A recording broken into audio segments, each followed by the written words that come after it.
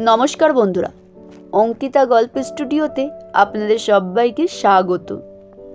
অঙ্কিতা গল্প স্টুডিওর বিনীত আবেদন, আমার গল্প পাঠ ভালো লাগলে, গল্প শোনা হয়ে গেলে একটি লাইক ও একটি কমেন্ট করবে। আপনার একটি লাইক ও একটি কমেন্ট আমাকে আরও বহু মানুষের কাছে পৌঁছতে সাহায্য করবে। অঙ্কিতা গল্প স্টুডিওর আজকের নিবেদন শুভঙ্কর সায়ের একটি ছোট্ট গল্প। গল্পটির নাম মধুচন্দ্রিমা। তো চলুন গল্পটি শোনা যাক। বিবাহের পূর্বেই তুতান আর মিমির হানিমুনের প্ল্যান ঠিক করা ছিল। মেঘালয়ে যাবে। বিবাহের ঠিক 10 দিনের মাথায় ওদের হানিমুনে যাওয়ার ট্রেনের টিকিট আছে। অষ্টমঙ্গলায় যাওয়ার আগের দিন তুতানের মা নতুন বৌমাকে বলল, বৌমা, সব গোছগাছ হয়ে গেছে? মিমি বলল, সবই হয়ে গেছে, কিন্তু কয়েকটা শাড়ি নেব, কিছুতে ঠিক মতো ভাঁজ করতে পারছি না। শাশুড়ি বলল, তা বলবে তো আমায়, আমি গুছিয়ে দিই। মিমি বলল, ভাবছিলুম তুতানকেই বলবো, ও সাহায্য করবে, তাই আর আপনাকে বলিনি। শাশুড়ি বলল, কে তুতান?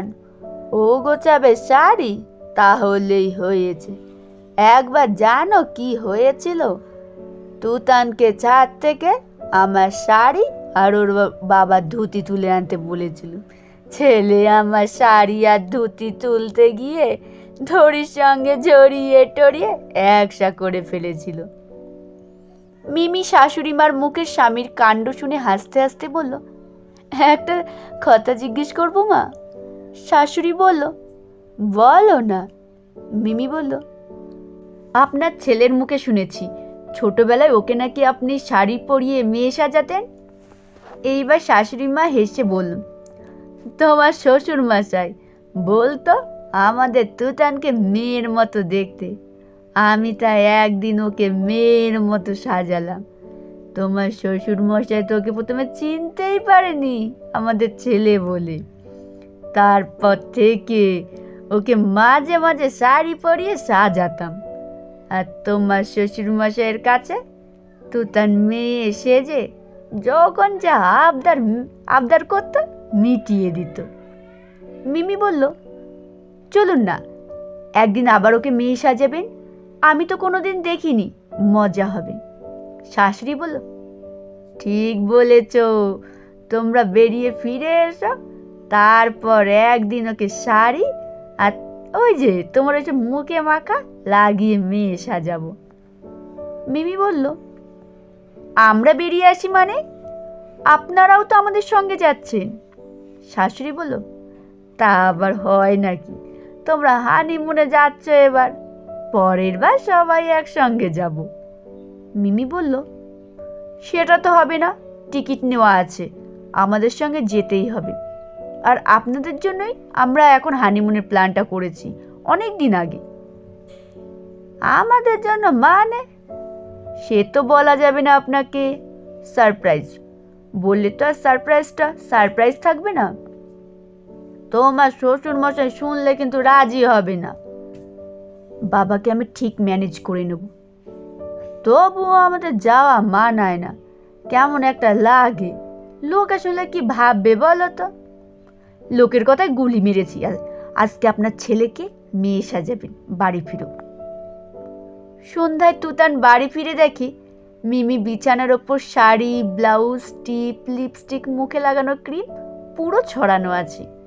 তুতান সেই সব দেখে মিমিকে বলল, তুমি কি আজ রাত থাকতে সেজে বসে থাকবে নাকি কালো বাড়ি যাওয়ার জন্য? মিমি বলল, না স্যার, আপনাকে সাজানো হবে। মানে? আমি কি কাল শ্বশুরবাড়ি কাপড় পরে যাব নাকি? মিমি তুতানের একদম ঠোঁটের সামনে গিয়ে চাপা গলায় বলল, আজ তুমি শাড়ি পরবে আর আমি তোমার শার্ট পরব। আবার পাগলামির পোকা নড়ে গেছে মাথায়? বাবা আমাদের সঙ্গে যাবে না বলছে মেঘালয়, তাই তোমাকেই মানাতে হবে। তা বলে মেয়ে সাজতে হবে? মেয়ে সাজলে বাবা তোমার আবদার ফেলতে পারে না, মা আমায় সেটা বলেছে। উফ, মাকে নিয়ে আর পারি না। মিমি শাশুড়ি মাকে ডেকে আনলো। শাশুড়ি মা ঘরে আসতেই তুতান বলল, মা, তুমি একে এসব গল্প বলেছো কেন? মা বলল, ছেলের কাণ্ড, ওর বউকে বলবো না তো কাকে বলবো?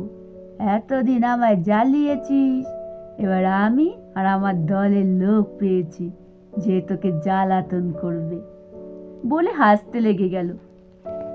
দাঁড়াও না, ষড়যন্ত্র কর আমার ওপর। সময় আসুক, দুজনকে আমি হিসেব করে সব ফিরিয়ে দেব।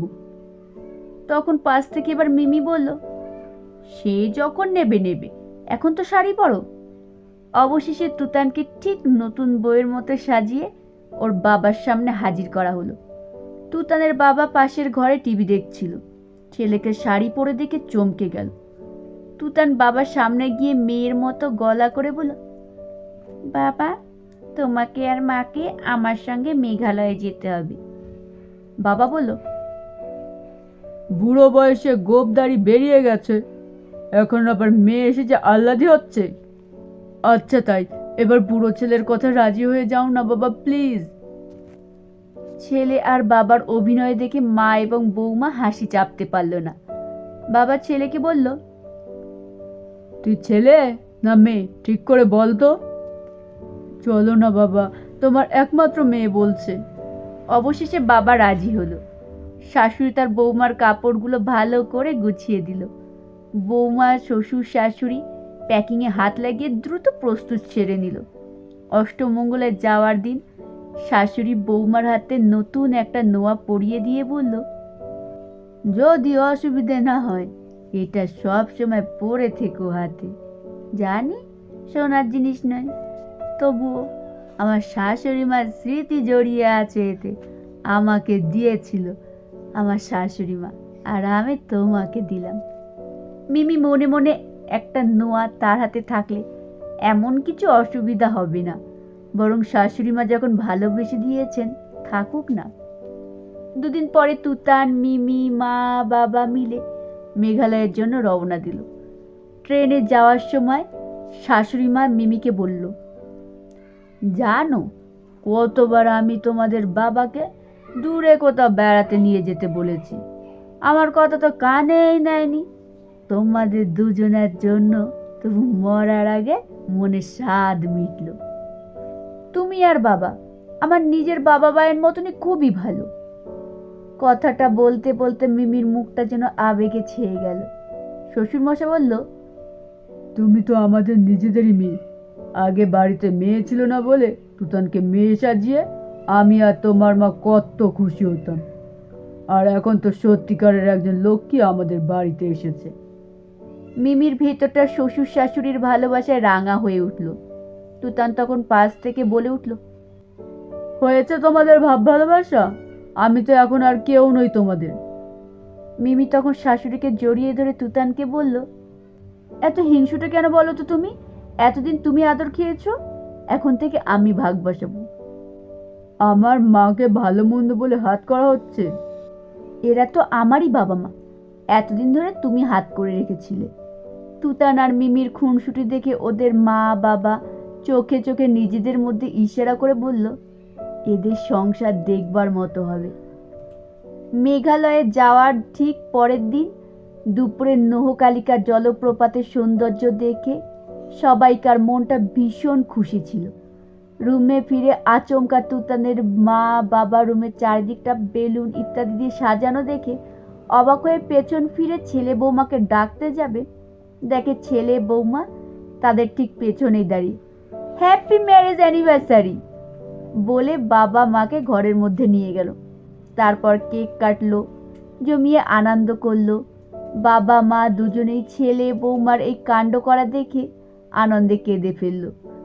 মিমি শাশুড়ি মাকে বলল, আজ নো রান্না নো কান্না।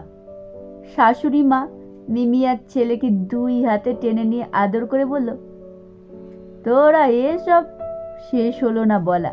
মিমি বলে উঠল, সারপ্রাইজ আছে বলেছিলাম না। তারপর ফির শাশুড়ি মার কানে কানে মজা করে বলল, হানিমুনটা আসলে তোমাদের।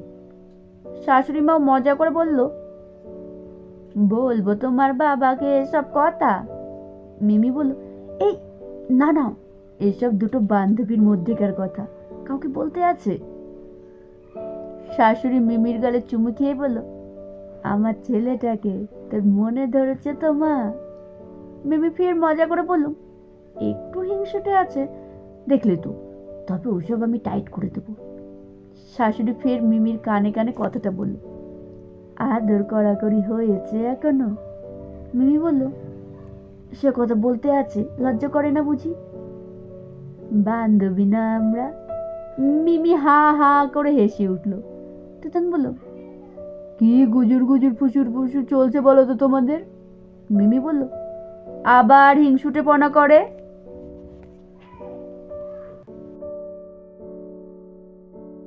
শেষ হলো গল্প পাঠ। গল্পটি শেষ অবধি শোনার জন্য আপনাদের সবাইকে ধন্যবাদ। গল্প শোনা হয়ে গেলে অবশ্যই একটি লাইক করবেন আর কমেন্টে আপনাদের মতামত জানাবেন, আর শেয়ার করবেন কাছের আত্মীয় স্বজন বন্ধু বান্ধবদের কাছে, যাতে তারাও তাদের অবসর সময় এত সুন্দর সুন্দর গল্প শুনতে পারে।